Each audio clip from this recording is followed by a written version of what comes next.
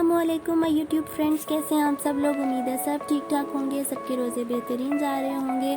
पूरे मुल्क में इस टाइम लॉकडाउन चल रहा है और उम्मीद है कि आप सब लोग अपने घरों में होंगे और मज़े मज़े की रेसिपीज़ को ट्राई कर रहे होंगे। तो जनाब मैं भी आपके लिए लेके आई हूँ आज ये बहुत ही मज़े के क्रिस्पी से पोटैटो चिकन बॉल्स।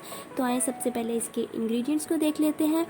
ये टोटल इंग्रेडिएंट्स हैं जो हमें इसमें यूज़ करने हैं। बहुत ही आसान है, बहुत मज़े की रेसिपी, आप ज़रूर ट्राई करें इसको। तो चलें वीडियो को स्टार्ट करते हैं। तो चलें इसके मेन इंग्रेडिएंट पोटैटो से स्टार्ट करते हैं। मैंने 2 पोटैटोज़ ले लिए थे, उनको बॉईल कर लिया था और अच्छे से मैश कर लिया है।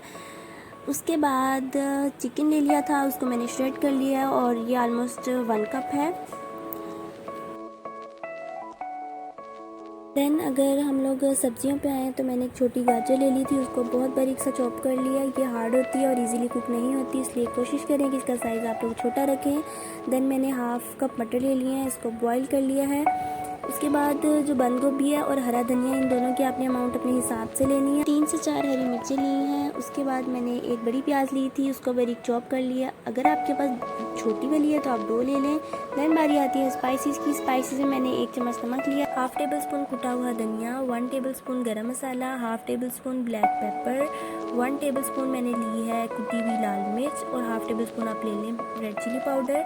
देन मैंने मीडियम फ्लेम पे पैन के अंदर ऑयल में 2 से 3 मिनट के लिए प्याज को हल्का सा फ्राई कर लेना है। इसको ब्राउन नहीं करना, आपने जस्ट उसको नरम करना है।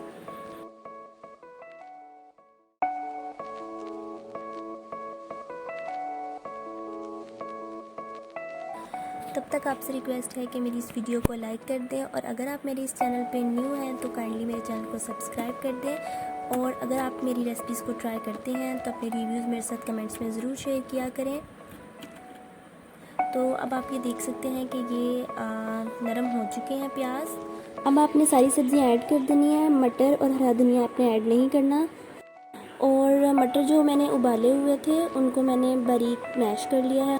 तो आपने इन सब चीज़ों को ऐड करके 3 से 4 मिनट के लिए अच्छे से भून लेना है मीडियम फ्लेम पे।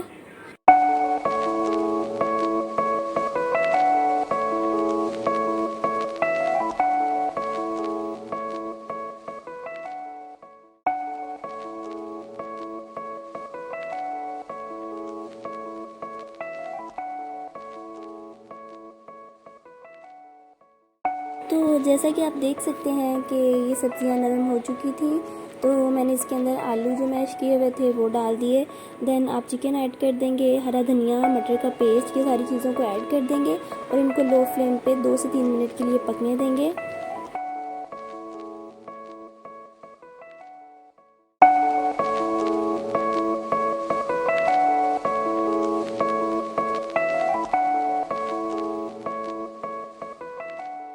इसको अच्छे से आपने मिक्स कर लेना है। तो अब बारी आती है स्पाइसेस की। स्पाइसेस मैंने सारे इकट्ठे ही ऐड कर दिए हैं।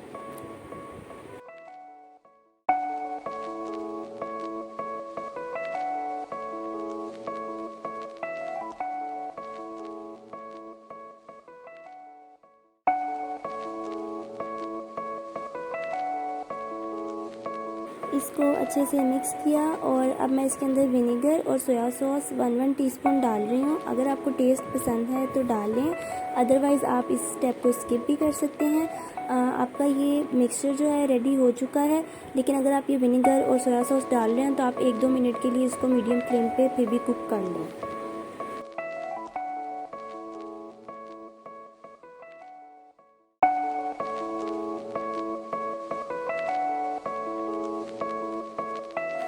देन आपने इसको हटा लेना है चूल्हे से और इसको 5 से 10 मिनट के लिए रूम टेम्परेचर पे आने देना है। फिर बारी आती है इसकी कोटिंग की। कोटिंग के लिए मैंने ब्रेड क्रम्स ले लिए हैं, मैंने मैदा ले लिया है और मैंने एक अंडा ले लिया है। अंडे में मैंने थोड़ा सा सॉल्ट ऐड कर लिया था ताकि उससे टेस्ट अच्छा आए। इसके बाद आपने थोड़ा थोड़ा मिक्सचर लेना है और इसकी बॉल बनाते जाना है।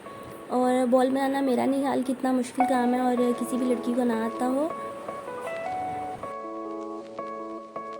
तो आप ये फाइनल इसकी शेप और साइज़ देख सकते हैं। ये मैंने सारी बॉल्स बना के रख ली थी। तो अब आपने क्या करना है, आपने पहले इसको एग में डिप करना है, देन आपने मैदे में डिप करना है। मैदे को मैं दूसरे हाथ से इसलिए डाल रही थी ताकि बाकी नीचे वाला मैदा ख़राब ना हो।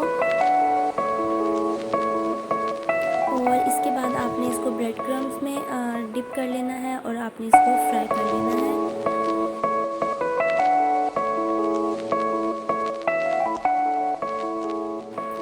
इसके बाद मैंने 3 से 4 मिनट के लिए मीडियम फ्लेम पे कढ़ाई में ये ऑयल गर्म होने के लिए रख दिया था। इसमें आप 1 बाय 1 बड़ी एहतियात के साथ डालते जाएंगे बॉल्स।